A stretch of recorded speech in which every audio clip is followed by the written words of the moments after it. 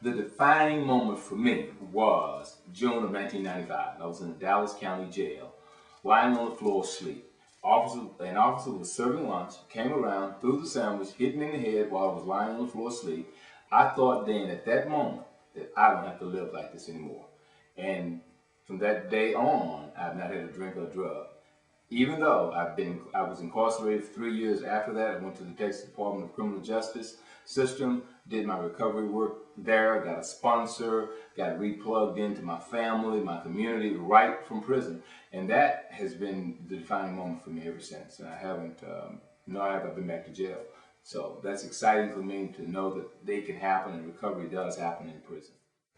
What's the most important thing somebody can do today who's in prison about to be released?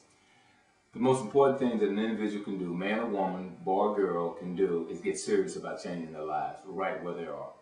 It does not happen once you get out. It happens right where you're at that moment in time. And you have to begin to re-educate yourself. You have to begin to work a recovery program if substance abuse is your challenge or your problem. But for me, I knew, because I'd never been arrested for drugs and alcohol, never had any DWIs, but the deeper innermost of myself knowing me, I knew that that was my problem.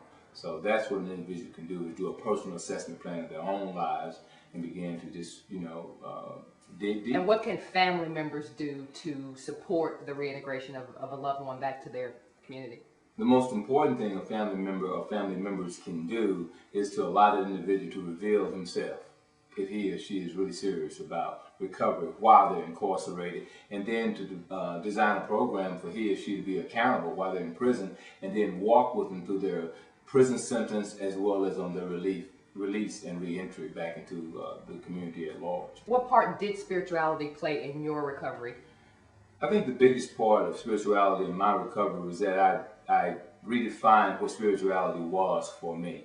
It was not some great beard God coming to save me, but it was more of God revealing himself within me, that he could empower me to change my life if I was willing to accept the fact that I was powerless over people, places, and things.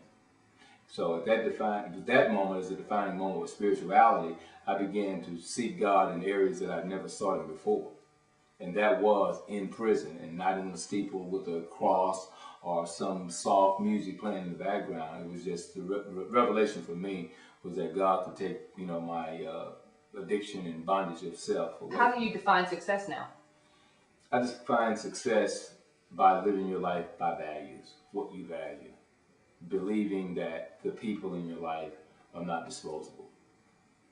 Building and consistently working on relationships with family and friends. And success to me is being able to allow people to be themselves without trying to have a false sense of control of their destiny, whether they're using or not using, just family members or friends, just letting them be who they are. What's your commitment to giving back or making a difference? Well, one of the commitments, the biggest commitment I think is for me is being a part of 2,000 Roses Foundation and Philo, which 2,000 Roses is a foundation that helped transition women from prison back to the community, and Philo, which is Family of Incarcerated Loved One, help family members understand the impact of incarceration and how to be a part of that reintegration to society with their family member who's been incarcerated.